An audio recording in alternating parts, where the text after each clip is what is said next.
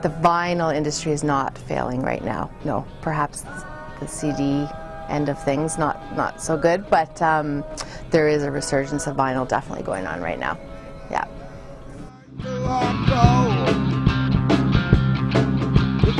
Vinyl sales have been steadily increasing the whole time. I think people like the interaction between themselves and the media. It's not just pressing a button or, you know, downloading on your computer. It's actually taking a record out of the sleeve, looking at the sleeve, looking at the liner notes, moving the needle down onto the record. It's not just background music. It's an experience because you have that interaction with the turntable. It's not just putting your 6 discs in a CD player and just letting them play. You have to go and turn over the record. You have to, you know, you should clean the dust off each time you're interacting with the vinyl.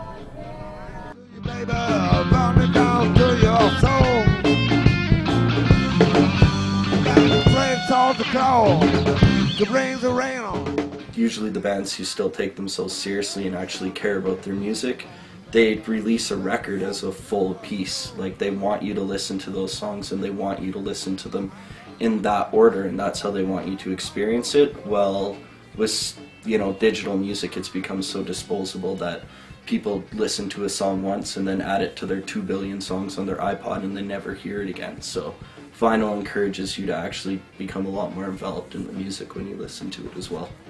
The things I like about records is the artwork, the way that the record itself usually is a much more complete piece of art. Well, a CD is pretty much just a little item for you to buy. I think the biggest reason that records are coming back again and becoming so popular is because of the fact that they are works of art on their own. If you talk to anybody who seriously collects vinyl and is really into vinyl, the artwork is always a huge thing with them. Just the more elaborate, the bigger the pictures and stuff. Another thing too is vinyl's not as mass produced.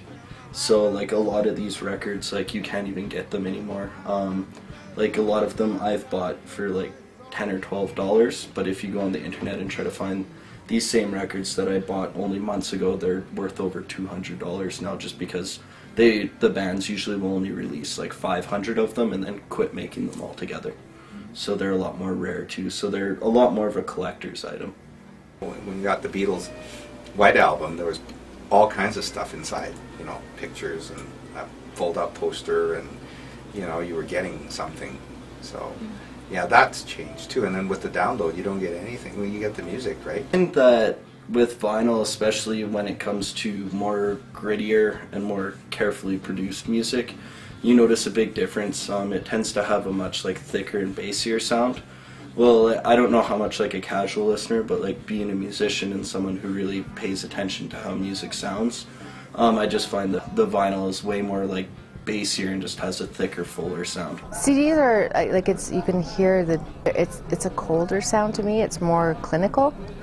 There's not the highs and lows that you get with a vinyl. I like the little scratches, the little clicks and pops that you get from vinyl. So people have always chosen convenience over quality, and that's quite true because you know, iPods are immensely successful.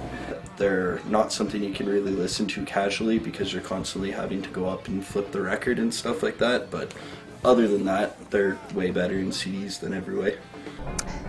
Records are perhaps not as convenient of a medium of music to play, but good things don't ever go out of style. The thing that most modern bands do now too is they'll give you a digital download password inside, so you can go online and you can put it on your iPod or your computer or whatever you want to do, and then for, you know, if you're at home and actually have a record player, you have this really cool piece of art and something that you can listen to as well.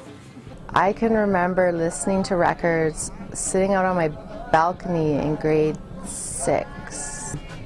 I remember listening to a Bon Jovi 12-inch, and I left my turntable outside and it warped.